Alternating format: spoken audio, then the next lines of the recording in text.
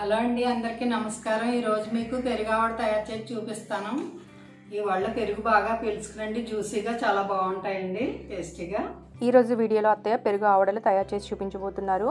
ఒక్కొక్కసారి మనం ఆవడలు తయారు చేసేటప్పుడు పెరుగు పీల్చకుండా గట్టిగా వచ్చేస్తుంటాయి కదా, అలాంటప్పుడు చిన్న చిన్న టిప్స్ని ఫాలో అయ్యారంటే సాఫ్ట్గా జ్యూసీగా ఈ పెరుగు ఆవడలను తయారు చేసుకోవచ్చు. అంతేకాకుండా ఈ ఆవడలు గ్రైండర్లో కాకుండా మిక్సీ జార్లోనే ఈ పప్పును రుబ్బుకొని ఆ గారెలను చేసుకుంటున్నాం కాబట్టి చాలా స్పాంజీగా అచ్చం గ్రైండర్లో గారెలనే వస్తాయండి.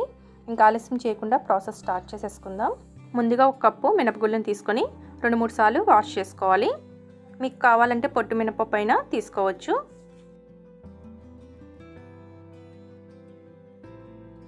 ఇలా వాష్ చేసుకున్న తర్వాత వాటర్ పోసి 5-6 గంటల పాటు నానబెట్టుకోవాలి. మీకు కావాలంటే ముందు రోజు నైట్ అయినా నానబెట్టుకోవచ్చు. ఇలా నానిన మినపప్పుని బాగా కడిగి మిక్సీ జార్లో యాడ్ చేసుకోవాలి. ఇలా సరిపడి పప్పును వేసుకొని కొద్దిగా వాటర్ యాడ్ చేసి పప్పును గట్టిగా రుబ్బుకోండి. మరీ ఎక్కువ వాటర్ వేస్తే పిండి మరీ లూజ్గా అయిపోయి ఆయిల్ ఎక్కువ పీల్చేసుకుంటుంది. కాబట్టి పిండి నలగడానికి మాత్రమే కొంచెం వాటర్ వేసుకొని రుబ్బుకోవాలి. చూడండి, ఇలా పప్పును మెత్తగా చేసుకొని ఒక బౌల్లోకి తీసేసుకోవాలి.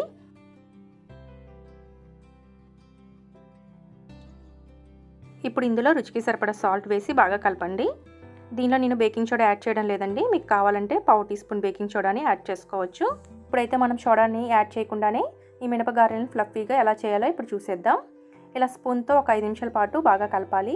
మీకు స్పూన్తో కుదరకపోతే చేతితో అయినా కలుపుకోవచ్చు. ఇలా మనం ఎంత బాగా కలిపితే అంత పిండిలో ఎయిర్ ఫామ్ అయ్యి గారెలు చాలా చక్కగా ఫ్లఫీగా వస్తాయండి. అలాగే గారెలు కూడా పెరుగు బాగా పీల్చుకొని చాలా సాఫ్ట్గా వస్తాయి. ఇలా పిండిని తయారు చేసుకొని పక్కన పెట్టేసుకోవాలి. ఇప్పుడు మనం పెరుగును తయారు చేసుకుందాం. ఇప్పుడు ఒక బౌల్లో 1 లీటర్ వరకు చిక్కటి పెరుగుని తీసుకొని విస్కర్తో బాగా మిక్స్ చేసుకోండి. అలాగే ఇలా పెరుగు సాఫ్ట్ క్రీమ్లా తయారైన తర్వాత చూడండి, పెరుగు కొద్దిగా థిక్గా ఉంది కదా, ఇప్పుడు ఇందులో కొద్దిగా వాటర్ని యాడ్ చేసి బాగా కలపండి. పెరుగు గరిటి జారుగా ఉండేటట్టుగా కలుపుకుంటే సరిపోతుంది. తరువాత తాలింపు కోసం ప్యాన్ పెట్టి 2 టేబుల్ స్పూన్ల ఆయిల్ వేసి కాగిన తర్వాత 2 టేబుల్ స్పూన్ పల్లీలు వేసి దోరగా వేగించండి. ఇవి వేగాక 2 టీ స్పూన్ల పచ్చిశనగపప్పు, 1 టీ స్పూన్ సాయమినపప్పు, 1/2 టీ స్పూన్ మెంతులు, 1/2 టీ స్పూన్ జీలకర్ర, 1 టీ స్పూన్ ఆవాలు వేసి వేగించండి. ఇవన్నీ వేగాక ఇందులో 1 టేబుల్ స్పూన్ సన్నగా తరిగిన అల్లం ముక్కలు, 1 టేబుల్ స్పూన్ సన్నగా తరిగిన పచ్చిమిర్చి వేసి ఫ్రై చేయండి.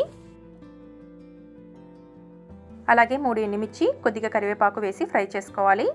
మీకు కావాలంటే చిటికెడు పసుపు కూడా యాడ్ చేసుకోవచ్చు. ఇలా ఫ్రై చేసుకున్న తర్వాత ఈ తాలింపుని పెరుగులో వేయండి.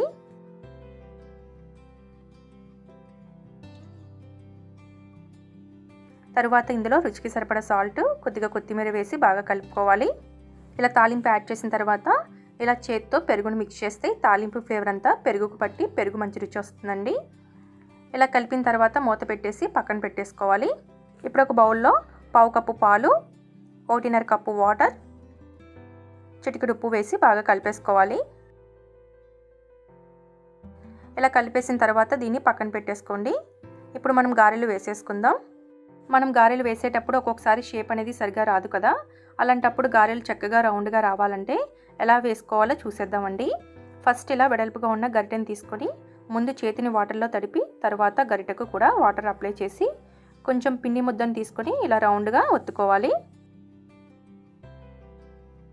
ఇలా ఒత్తుకొని మధ్యలో చిన్న హోల్ చేశారంటే చూడండి, గారి చాలా చక్కగా రౌండ్గా వచ్చేసింది కదా. చూడండి, ఇలా రౌండ్గా గారెని చేసుకొని వేడి ఆయిల్లో ఇలా స్లోగా వదలాలి.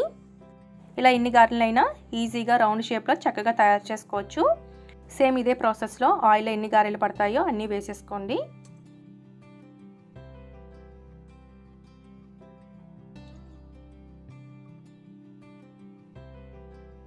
ఇప్పుడు స్టవ్ని మీడియం ఫ్లేమ్లో పెట్టి గారెలు గోల్డెన్ బ్రౌన్ కలర్ వచ్చేంత వరకు ఈవెన్గా అటు ఇటు తిప్పుకుంటూ చక్కగా వేగేంత వరకు వేగించండి.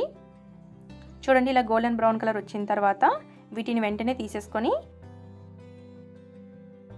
మనం పాలు వాటర్ కలిపి పెట్టుకున్న బౌల్లోకి వేసేసి ఇలా 2 వైపులా డిప్ చేసి పెరుగులో యాడ్ చేయండి. ఇలా పాలు వాటర్లో యాడ్ చేయడం వల్ల పెరుగు తొందరగా పీల్చుకొని సాఫ్ట్గా తయారవుతాయి. అలాగే పెరుగు కూడా తొందరగా పొలవదండి. చాలామంది డైరెక్ట్గా గారెలు వాటర్లో లేదా మజ్జిగలో వేస్తుంటారు.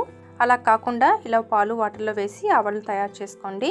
చాలా టేస్టీగా జ్యూసీగా వస్తాయండి. అలాగే ఇలా పెరుగులో ఎన్ని గారెలు పడతాయో అన్నీ వేసేసుకోవాలి. పెరుగు ఆవడలో కొంచెం పెరుగు ఎక్కువ ఉండేలా చూసుకోండి. ఇలా చేసుకున్న తర్వాత మూత పెట్టేసి అరగంట సేపు నానబెట్టాలి. ఇలా నానిన తర్వాత వీటిపై క్యారెట్ తురుము అలాగే కొద్దిగా కొత్తిమీర యాడ్ చేసి సర్వ్ చేసుకుంటే టేస్టీ అండ్ జ్యూసీ పెరుగు ఆవడలు రెడీ అయిపోతాయండి. ఈసారి పెరుగు ఆవడలు తయారు చేసేటప్పుడు ఇలా ప్రిపేర్ చేసుకోండి, చాలా చాలా బాగుంటాయండి. సో ఫ్రెండ్స్, చూసారు కదా, తప్పకుండా మీరు ఇలా ఒకసారి ట్రై చేసి ఎలా వచ్చిందనేది కామెంట్లో షేర్ చేయండి. అలాగే ఈ వీడియో కనుక మీకు నచ్చినట్లయితే ప్లీజ్ లైక్ చేసి మీ ఫ్రెండ్స్ అండ్ రిలేటివ్స్కి షేర్ చేయండి. ఇలాంటి మరిన్ని రెసిపీస్ కోసం మన ఇల్లు మన ఛానల్ని సబ్స్క్రైబ్ చేసుకోండి. Thanks for watching.